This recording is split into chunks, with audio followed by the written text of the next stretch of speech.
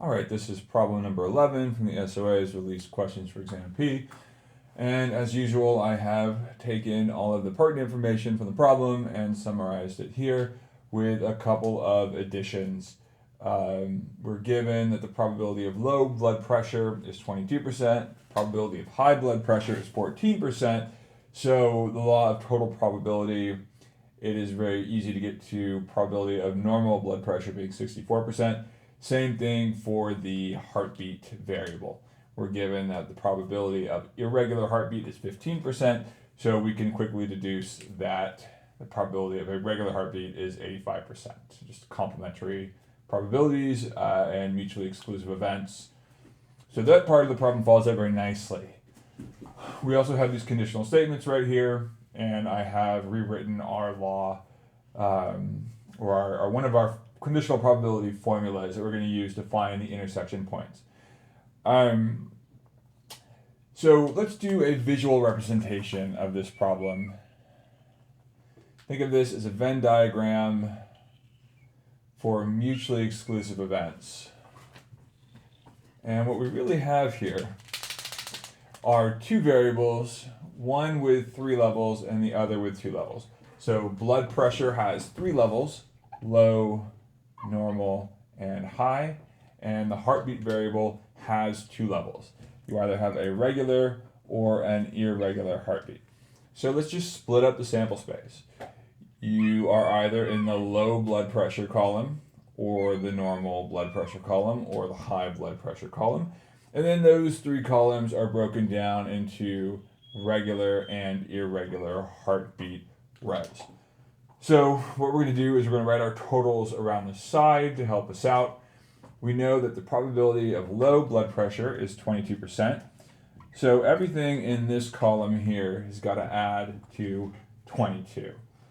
Same thing for normal blood pressure. If we are in the normal blood pressure column, that is going to total to 64% of the entire sample space. And for high blood pressure, we have 14%. If you have a regular heartbeat, this top row represents 85% of our total population, and this bottom row represents 15% of the total population that has an irregular heartbeat. Now, we are asked to find the portion of patients who have both a regular heartbeat, so are in this top half here, and low blood pressure, so in this left column. So what we really want is the area of this box right here. And we're going to get that area by finding intersections with our conditional probability statements. So let's take them one at a time. The probability of having high blood pressure, given that you had an irregular heartbeat, is going to be equal to the probability of the intersection of high blood pressure and irregular heartbeat divided by the probability that we are in the irregular heartbeat row. Very straightforward substitutions. The conditional statement of h given I is equal to 1/3. We are looking for the intersection, that is the area in this box here. And we know we are limiting ourselves to 15%. So to get this intersection value, we just multiply. 1/3 of 0.15 is 0.05. So let's do the same thing with our other conditional statement.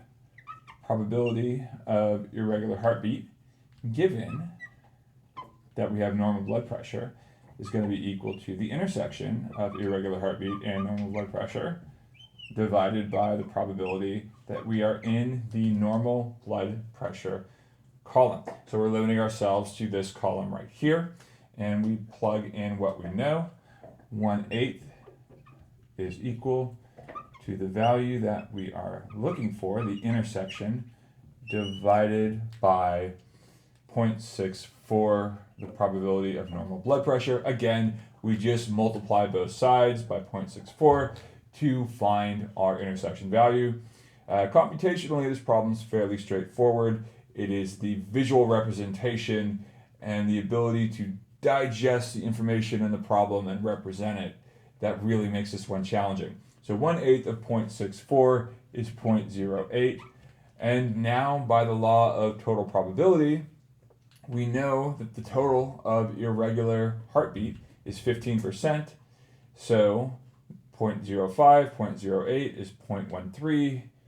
0.13 taken from 0.15 is 0.02, and then we do the same thing vertically here for the low blood pressure column. We know the total amount of low blood pressure is 0.22, and that is split into 0.02 that have an irregular heartbeat and 0.20 that have a regular heartbeat. So the final answer is E, and this problem really brings a lot of what we've been learning together. We've got mutually exclusive events, we've got total probability working both at the sort of the macro level and the micro level of individual rows and columns. And then we have conditional probability statements that we use to find the intersection values. So pretty challenging problem. If you found yourself chasing your tail in the algebra, writing out lots of conditional statements and intersection stuff and not really getting anywhere, you aren't alone. But here's a good visual way to think through this problem.